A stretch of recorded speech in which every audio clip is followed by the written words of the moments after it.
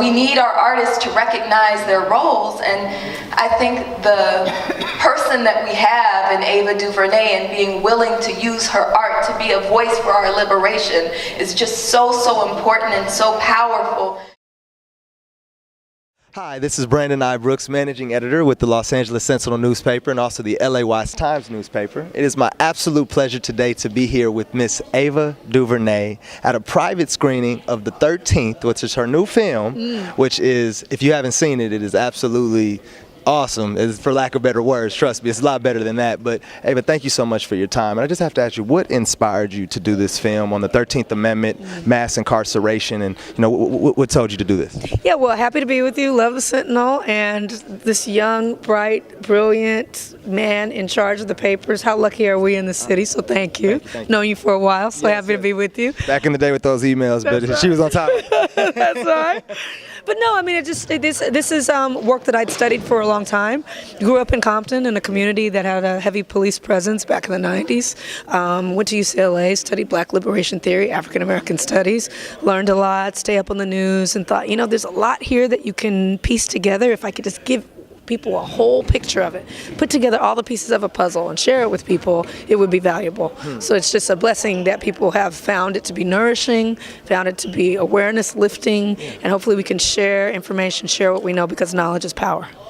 With the film like this and a documentary, are there going to be more in the way? Because you did Selma and you've done featured films, but documentaries have such more of an organic and educational feel. Are there going to be more things coming from you in the future on this? Yeah, this is my 4th documentary. Yeah, okay. I've done a couple documentaries on gender equality, a documentary about the hip hop scene here in LA, the Good Life scene, This Is the Life, Project Load.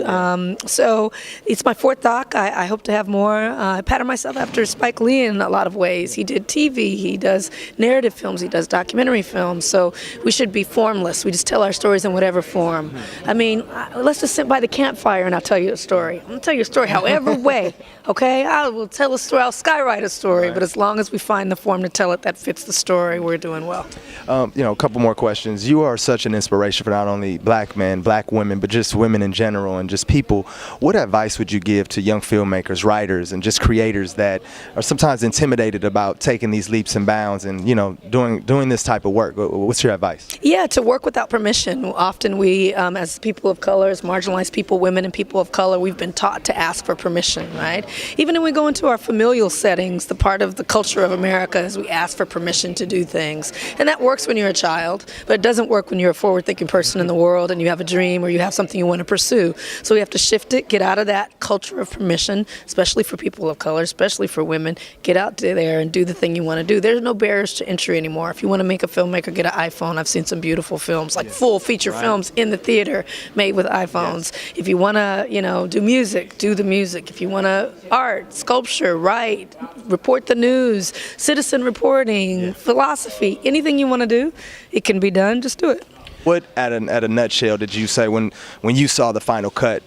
I know what I want people to get from this. I want people to walk away thinking. I want your mind to just be going, trying to recount everything. Maybe watch it again, talk about it with people. I just wanted to spark an energy in people that is an activist spirit, because especially in the era of Trump, we have to become activated and active, instigate change, and it's only going to come from us doing it ourselves, because no one's going to do it for us.